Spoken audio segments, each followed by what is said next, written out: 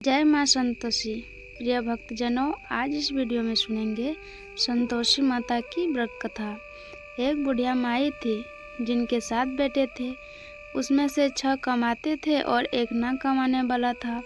वह बुढ़िया उन 6 को अच्छी रसोई बनाकर बड़े प्रेम से खिलाती थी। वह 7वें को बचा खुचा जूठन खिलाती थी, परंतु वह भोला था, अतः मन में कुछ भी विचार नहीं करता था। एक दिन वह अपनी पत्नी से बोला, देखो मेरी माता को मुझसे कितना प्रेम करते हैं। उसने कहा, वह तुम्हें सभी की जूठन खिलाती हैं, फिर भी तुम बोलते हो कि वो हमसे कितना प्रेम करते हैं। तुम समय आने पर देख सकते हो। एक दिन बहुत बड़ा त्यौहार आया। बुढ़िया ने 7 प्रकार के भोजन और चूरन के लड्डू बनाए। 7वां लड़का यह बात जानने के लिए सिर दुखने का बहाना करके पतला कपड़ा ओढ़कर सो गया और देखने लगा। माँ ने मुझको बहुत अच्छे आसनों पर बिठाया और 7 प्रकार के भोजन और लड्डू परोसे। वह उन्हें बड़े प्रेम से खिला रही थी। जब वे 6 उठ गए तो माँ ने उसकी थालियों से जूठन उठाई और इकट्ठा करके एक लड्डू बनाया। फिर वह 7वें लड़के को बोली, अरे रोटी खा ले। वह बोला, माँ मैं भोजन नहीं करूँगा, मैं तो परदेश जा रहा हूँ। माँ ने कहा, कल जाता है तो आज ही चला जा। वह घर से निकल गया। चलते समय उसने अपनी पत्नी की याद आई जो गौशाला में कंडे ताप रही थी। वह बोला, हम विदेश को जा रहे हैं, आएंगे कछु काल, तुम रहियो संतोष से धर्म अपनो पाल। इस पर उसकी पत्नी बोली, जाओ पिया आनंद से रहियो, सोच हटाए राम भरोसे हम रहे, ईश्वर तुम्हें सहायक हेतु दियो निशानी, अपनो ही देख धरऊँ मैं धीर, सुनी हमारी ना बिसारियो रखियो मन गंभीर। इस पर वो लड़का बोला, मेरे पास कुछ नहीं है, यह अंगूठी है, सो ले लो और मुझे भी अपनी कोई निशानी दे दो। वह बोली, मेरे पास क्या है, यह गोबर भरे हाथ है। यह कहकर उसने उसकी पीठ पर गोबर भरे हाथ की थाप मार दी। वह लड़का चल दिया। ऐसे करते हैं। इसी कारण से विवाह में पत्नी पति की पीठ पर हाथ का छापा मारती है। चलते समय वह दूर देश में पहुंचा। वहां एक व्यापारी की दुकान पर जाकर बोला, भाई मुझे नौकरी पर रख लो। व्यापारी को नौकर की जरूरत थी, अतः बोला, तनख्वाह काम देखकर देंगे, तुम रह जाओ। वह सवेरे 6 बजे से रात की 6 बजे तक नौकरी करने लगा। थोड़े ही दिनों में सारा लेन देन और हिसाब किताब करने लगा। सेठ के 6 से 9 नौकर चक्कर खाने लगे। सेठ से उसे 2 दिन महीने के आधे मुनाफे का हिस्सेदार बना दिया।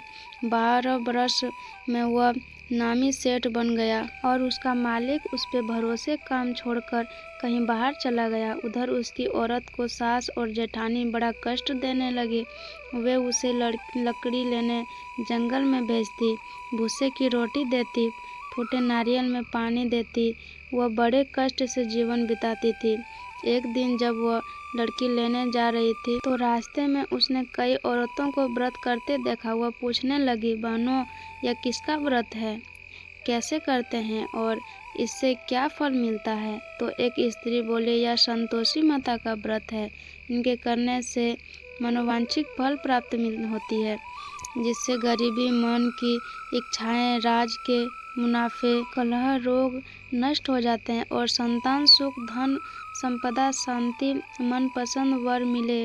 वह बाहर गए हुए पति के दर्शन होते हैं। उसे व्रत करने की विधि बता दी। उसने रास्ते में सारी लकड़ियां बेच दी। वह गुड़ और चना ले लिया। उसने व्रत करने की तैयारी की। उसने सामने एक मंदिर देखा तो पूछने लगे, यह मंदिर किसका है? वह कहने लगे, यह माता संतोषी का मंदिर है। वह मंदिर में गई और माता के चरणों में लौटने लगी। वह खुशी होकर विनती करने लगी, माँ मैं अज्ञानी हूँ, मैं बहुत दुखी में हूँ, तुम्हारी शरण में हूँ, मेरा दुख दूर करो माता। वो दया आ गई। एक शुक्रवार को उसने पति का पत्र आया और अगले शुक्रवार को पति का भेजा हुआ धन मिला।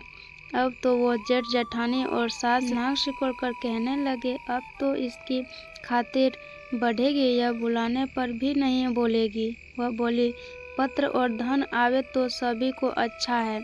उसकी आंखों में आंसू आ गए। वह मंदिर में गई और माता के चरणों में गिरकर बोली, हे माँ, मैंने तुमसे पैसा कब मांगा था? मुझे तो अपना सुहाग चाहिए था। मैं तो अपने स्वामी के दर्शन और सेवा करना चाहती हूँ। तब माता ने प्रसन्न होकर कहा, जा बेटी, तेरा पति आवेगा। वह बड़ी प्रशंसा से घर गई और घर का काम काज करने लगी। उधर संतोषी माता ने उनके पति को स्वप्न में घर जाने और पत्नी की याद दिलाने उसने कहा, माँ, मैं कैसे जाऊँ? प्रदेश की बात है, लेन देन का कोई हिसाब नहीं है। माँ ने कहा, मेरी बात मान, सवेरे नहा धोकर मेरा नाम लेकर घी का दीपक जलाकर दंडवत करके दुकान पर बैठना। देखते देखते सारा लेन देन समाप्त हो जाएगा, धन का ढेर लग जाएगा। सवेरे उसने अपने स्वप्न की बात सभी से कही तो वह दिलगी उड़ाने लगे। वे कहने लगे कि कभी सपने भी सत्य होते हैं। पर एक बूढ़े ने कहा, भाई, जैसे माता ने कहा है वैसे करने में काम डर। उसने नहा धोकर माता को दंडवत करने घी का दीपक जलाया और दुकान पर जाकर बैठ गया। थोड़ी ही देर में सारा लेन देन साफ हो गया, माल बिक गया और धन का ढेर लग गया। वह प्रसन्न हुआ और घर के लिए गहने और सामान व ग्रह खरीदने लगा। वह जल्दी ही घर को रवाना हो गया। उधर बेचारी उसकी पत्नी रोज लकड़ियां लेने जाती और रोज संतोषी माता की सेवा करती। उसने माता से पूछा, हे माँ, यह धूल कैसी उड़ रही है? माता ने कहा, तेरा पति आ रहा है, तू लकड़ियाँ के 3 बोझ बना ले। एक नदी के किनारे रख, एक यहाँ रख और तीसरा अपने सिर पर रख। तेरे पति के दिल में उस लकड़ी के गट्ठे को देखकर मोह पैदा होगा। जब वह यहाँ रुक कर नाश्ता पानी करेगा, घर जाएगा, तब तू लकड़ियाँ उठाकर घर जाना और चौक के बीच में गट्ठर डालकर जोर जोर से 3 आवाजें लगाना। सासू जी, लकड़ियाँ का गट्ठर लो, भूसे की रोटी दो और नारियल के कपड़े में पानी दो। आज मेहमान कौन आया है? इसमें माँ ने चरण छुए और उनके कहे अनुसार सारा कार्य किया। वह तीसरा गट्ठर लेकर घर गई और चौक पर बैठकर कहने लगी, सासू जी, लकड़ियाँ का गट्ठर लो, भूसे की रोटी दो, नारियल के कपड़े में पानी दो। आज मेहमान कौन आया है? यह सुनकर सास बाहर आकर कपट भरे वचनों से उसे दिए हुए कष्टों को भुलाने के लिए कहने लगी, बेटी, तेरा पति आया है, आप मीठा भात और भोजन कर और गहने कपड़े पहन। अपनी माँ के ऐसे वचन सुनकर उसका पति बाहर आया और अपनी पत्नी के साथ में अंगूठी देखकर व्याकुल हो उठा। उसने पूछा, यह कौन है? माँ ने कहा, यह तेरी बहू है। आज बाहर बरस हो गए, यह दिन भर घूमती फिरती है, काम काज करती नहीं है, तुमसे देखकर नखरे करती है। वह बोला, ठीक है, मैंने मुझे और इसे देख लिया, अब मुझे दूसरे का घर की चाबी दो, मैं उसमें रहूँगा। माँ ने कहा, ठीक है, जैसी तेरी मर्जी हो। उसने चाबिया का गुच्छा पटक दिया। उसने अपना सामान तीसरे मंजिल के ऊपर के कमरे में रख दिया। एक दिन में वे राजा के समान ठाठ बाट बाने। इतने में अगला शुक्रवार आया। बहू ने अपने पति से कहा, मुझे संतोषी माता के व्रत का उद्यापन करना है। वह बोला, बहुत अच्छा। खुशी से लेकर जल्दी ही उद्यापन की तैयारी करने लगी। उसने जेठ के लड़कों को जमने के लिए कहा, उन्होंने मान लिया।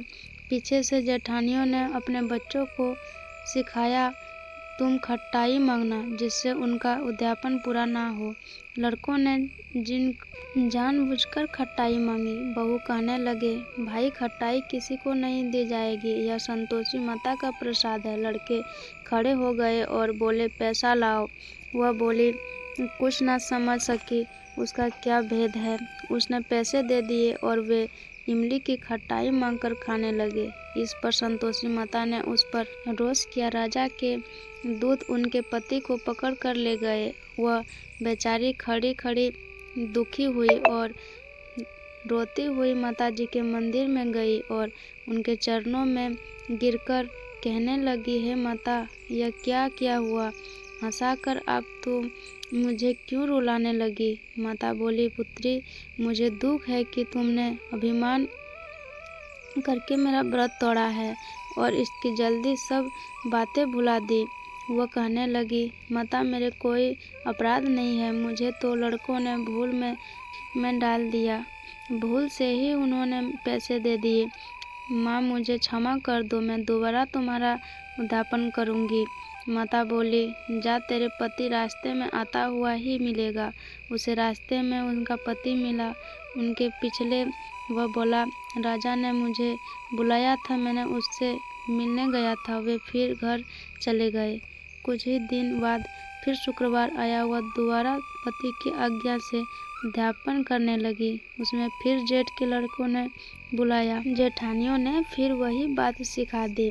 लड़के भोजन की बात पर फिर खटाई मांगने लगे। उसने कहा, खटाई कुछ भी नहीं मिलेगी, आना हो तो आओ। यह कहकर वह ब्राह्मणों के लड़कों को बुलाकर भोजन कराने लगी। यथाशक्ति उन्होंने उन्हें दक्षिणा दी। संतोषी माता उस पर बड़ी प्रसन्न हुई। माता की कृपा से 9वें मास में उनके एक चंद्रमा के समान सुंदर पुत्र हुआ। अपने पुत्र को लेकर वह रोजाना मंदिर जाने लगी। एक दिन संतोषी माता ने सोचा कि यह रोज यहाँ आती है, आज मैं इनके यहाँ चले जाऊँ, इसका सारा देख। यह सोचकर उसने एक भयानक रूप बनाया। गुड़ व चने से सना मुँह, ऊपर को सूंड के सामने होंठ, जिन पर मक्खियाँ भिनभिनाती रही थी। इसी सूरत में वह उनके घर गई। देहली में पांव रखते ही उनकी सास बोली, देखो, कोई डाइन आ गई है, इसे भगाओ नहीं तो किसी को खा जाएगी। लड़के भागकर खिड़की बंद करने लगे। साथ में लड़के की बहू खिड़की से देख रही थी। वह वहीं से चिल्लाने लगी, आज मेरी माता मेरे ही घर आई है। यह कहकर उसने बच्चे को दूध पिलाने से हटाया। इसमें सास बोली, पगली किसे देखकर उतावली हुई है, बच्चे को पटक दिया। इसमें माँ संतोषी के प्रताप से वह लड़के नजर आने लगे। बहू बोली, सासू जी, मैं जिसका व्रत करती हूँ यह वही संतोषी माता है। यह कहकर उसने सारी खिड़कियाँ खोल दी। उनमें संतोषी माता के चरण पकड़ लिए और विनती करने लगे, हे माता, हम मूर्ख हैं, अज्ञानी हैं, पापनी हैं। हमारे व्रत की विधि हम ही नहीं जानते थे। तुम्हारा व्रत भंग कर हमने बहुत बड़ा अपराध किया है। यह जगत माता, आप हमारा अपराध क्षमा करो। इस पर माता ने उन पर प्रसन्न हुई। बहू को जैसा फल दिया है वैसा माता सबको दे। कथा यहीं पे समाप्त हुई। अगर कथा अच्छी लगी हो तो लाइक करके चैनल को सब्सक्राइब कर दीजिएगा और जय माता संतोषी लिखकर जरूर भेजिएगा।